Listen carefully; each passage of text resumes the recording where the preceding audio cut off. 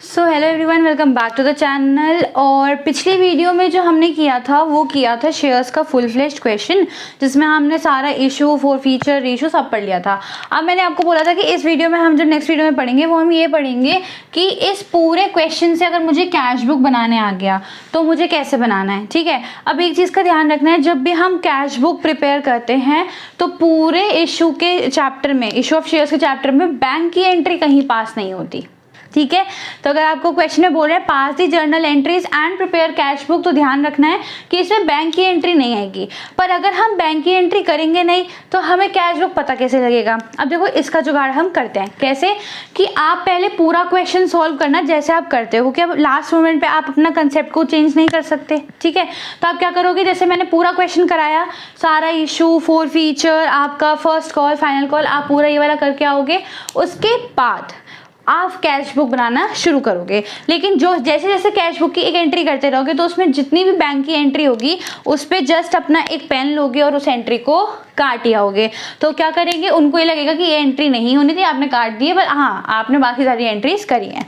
तो अब इन बैलेंसेस को काउंटर कैसे करना है वो समझते हैं। ठीक है, देखो अब इम्पॉर्टेंटली क्या है, पहले हमारे पास जो एंट्री है वो है bank account debit to equity share application. क्योंकि इसमें बैंक आ गया ना, तो बैंक अकाउंट डेबिट, बैंक को हमें डेबिट करना है। तो यहाँ पे टू की जितनी भी टू वाली चीज़ें होंगी और बाय वाली चीज़ें होंगी, तो टू आ रहा है ना अपोजिट में, तो हम यहाँ पे क्या लिखेंगे, एक सेकेंड में पेन खोल लेती हूँ। तो टू क्या लिखा है, इक्विटी शेयर एप्लीकेशन, तो to equity share application account. कितने रुपए, 10 लाख रुपए हैं, 10 लाख रुपए मैंने यहाँ पे डाल दिए। क्लियर है। फिर मेरे पास आई equity share application to equity share capital to equity share allotment to bank. यहाँ पे भी बैंक आया।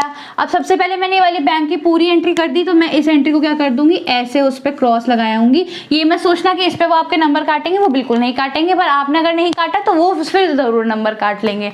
ठीक है, तो इस चीज़ का ध्यान रखना है कि जैसे आपने इस एंट्री को कैश बुक में पोस्ट कर दिया, जब इन्होंने बोला है कि कैश बुक बनानी है, जब नॉर्मल जर्नल करना था तो सारी एंट्री करना, उसमें बैंक की एंट्री कटेगी नहीं। ठीक है, जैसी कैश बुक बन गई इसका मतलब सारी एंट्री हम कैश बुक में रिकॉर्ड कर रहे हैं इंस्टेड ऑफ जर्नल, क्योंकि कैश बुक क्या है, हमारी सब्सिडरी बुक है। ठीक है, फिर है बैंक। अब यहाँ पे भी बैंक आ गया।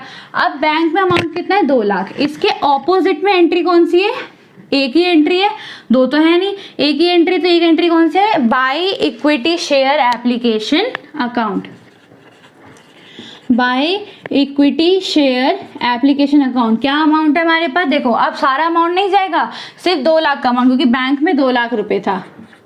अब एक चीज बताओ, जब बैंक की एंट्री काटनी है तो साथ में ये वाली एंट्री में भी कटेगा कुछ, है ना, क्योंकि इस वाले में बैंक का 2 लाख जुड़ा हुआ है। तो आप क्या करोगे, बैंक की एंट्री को तो काट दोगे और यहाँ पे अमाउंट 10 लाख काट के क्या कर देंगे हम, 8 लाख रुपए।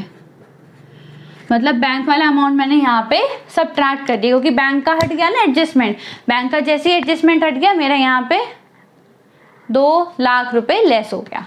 ये चीज़ क्लियर है, समझ में आ गई वाली चीज़।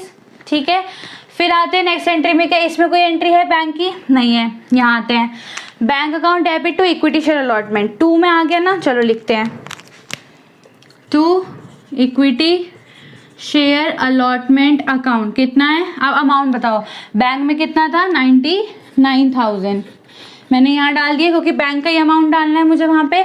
अब ये तो कट गई एंट्री, लेकिन इस वाले को हम पूरा तो नहीं काट सकते, क्योंकि इसमें से 1000 कॉल से एरियर का है। तो ये 1 लाख हट के कितना अमाउंट माइनस हो जाएगा, सिर्फ बैंक वाला। तो ये अमाउंट कितना रहेगा, 99 हटा के 1000। क्लियर है। फिर इस वाले में हमारी कोई एडजस्टमेंट नहीं है ना, इस वाले में तो हमारा कोई एडजस्टमेंट ही नहीं था। तो अब जरा यहाँ पे देखते हैं, bank account debit calls in arrears to equity share, फिर से वही चीज़ आएगी, to equity share first call. कितना अमाउंट है बैंक में, देखो कितना अमाउंट है, 1,97,000। अब क्योंकि ये एंट्री तो हटाई देनी है, तो इसमें कितना, 1,97,000 हट गया, तो कितना बचा, 3,000 रुपये। यहाँ तक क्लियर है, यहाँ तक क्लियर है आप लोगों को। ठीक है, यहाँ तक क्लियर है। अब इसमें कोई बैंक की एंट्री है, नहीं है। यहाँ पे कोई बैंक की एंट्री नहीं है, यहाँ पे फिर से बैंक की एंट्री है। तो क्या होगा, to equity share final call account. कितना, यहाँ पे देखो बैंक में कितना था, बैंक वाले अमाउंट उठेगा हमेशा, ये ध्यान रखना, 1,90,000 1,97,000, 1,97,000। अब 1,97,000 में जो यहाँ पे एंट्री काटी थी तो बैंक की एंट्री काटनी है और यहाँ पे क्या कर देना है 1,97,000 को हटा देना है। तो आप क्या करोगे यहाँ पे 1,000 रुपीज़ विल बी लेफ्ट।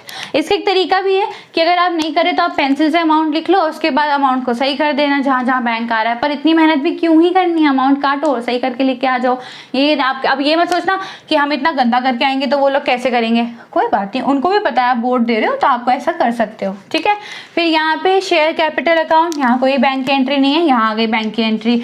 आप समझ में आना चाहिए दो एंट्री का इफेक्ट। देखो बैंक के अमाउंट के अपोजिट यहाँ दो एंट्री हैं और अगर हम ध्यान से देखें तो बैंक का कुछ अमाउंट इसमें भी है और बैंक का कुछ अमाउंट इसमें भी है।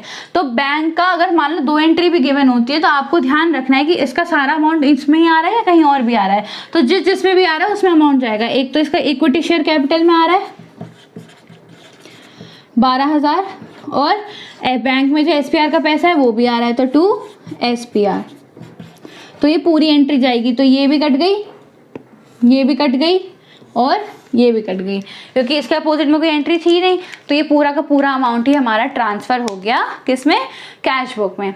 ये चीज़ क्लियर है कि हमने कैसे कैसे यहाँ पे कट किया और आपको पता भी लग गया कौन कौन सी एंट्री में आपका बैंक अकाउंट में कटेगा। अब जब ये सारी चीज़ें आपके पास हो गई, जब आपके पास ये सारी चीज़ें हो गई तो अब आपको ज़रा बस क्या करना है, इसका बैलेंस कर देना है। इसका बैलेंस करने में तो हम होशियार हैं, ठीक है, बट हम नहीं है होशियार तो हम फटाफट से थोड़ा कैलकुलेटर यूज़ कर लेते हैं ताकि हम लोग फटाफट से इसको कर सकें। तो ये है 10 लाख रुपीज़, फिर है 10 lakh rupees plus 99,000 plus 1,97,000 plus 1,97,000 plus 12,000 plus 1,200। It will be 150,6200, 150,6200। Now we will subtract 2 lakh क्योंकि इधर का बैलेंस बचा हुआ है। ये आ गया मेरे पास 130,6200। ये क्या हो गया आपका, by bank, by balance sheet, ठीक है। वैसे भी आपको पता होना चाहिए यहाँ पे बैलेंस किधर बचता है हमारा, बाय बैलेंस से बैंक अकाउंट में जब भी बचता है वो इधर बचता है। तो ये आपका क्या हो गया, किसी भी जर्नल से अगर आपको कैश बुक बनाने बोल दिया जाए तो आप इसको करके आ सकते हैं। आई होप आपको ये चीज़ क्लियर होगी।